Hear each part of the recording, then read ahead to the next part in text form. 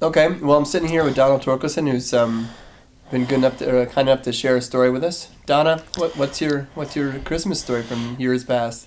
When we were first married, we didn't have a lot of money, and Mel's folks were very affluent, and we would receive these really expensive gifts every Christmas for us and our kids, and I felt very badly about this, and the time between Thanksgiving and Christmas was just, really a downer for me, and I just was worried about this every year.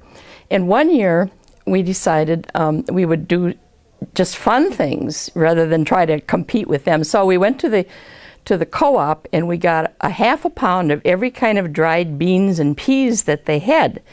And we had a guide list where we numbered the bags, and then we had a list where we knew what the beans were. So we put all of these beans in a big box, wrapped it up, and gave it to his mother.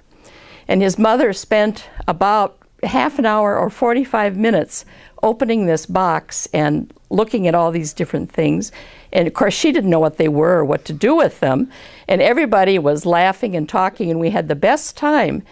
And that's the best gift that Mel's mother got that year. And we were all, thrilled about it. And after that, we finally realized you don't have to spend a lot of money on a Christmas gift. You just have to get something that will please the person that you're giving it to. Well, I remember when I was about 4 or 5, wanting something so bad, and I got it for Christmas. A pirate pistol. Had 2 hammers that you pull back and put caps in there. Oh, man, I still got one.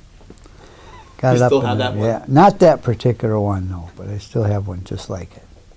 The first one would be hearkening back to my childhood when my parents and I would walk the 2 blocks to our congregational church down in Faribault and sit through the Christmas Eve services. And I can recall coming home on a crisp and cold night after having sung "It Came Upon That Midnight Clear." I remember looking up in the sky and trying to listen for sleigh bells, believe it or not. And of course, quite often, we would not have any snow in time for Christmas. And I worried about whether Santa Claus could make it. Snow was required for a sleigh. But the joy was paramount when on Christmas Day we'd wake up and find maybe a ½ inch or an inch of new snowfall.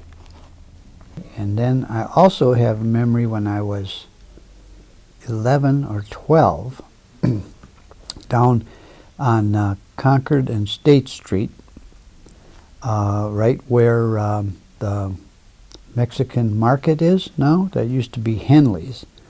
And we had just, my 2 younger brothers and I had just gone to the grocery store, and my brother Don was carrying the small bag of groceries that we had, and we crossed from the Concord drug side over to where Henley's was, and then we went across State Street, and I walked out in front, and I got hit by a car and knocked about 30 feet.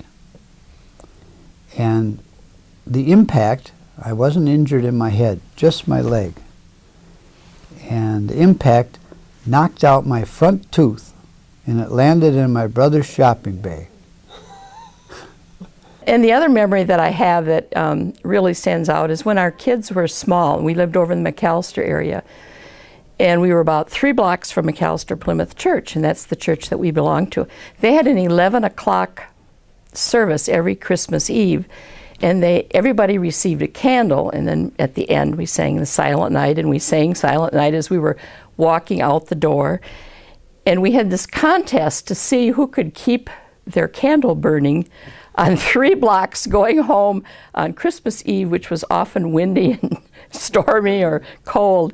And that's just a memory. We had a lot of fun with that, and that's a memory that my kids really remember, and I do too. Candles going on. Yeah. That's neat.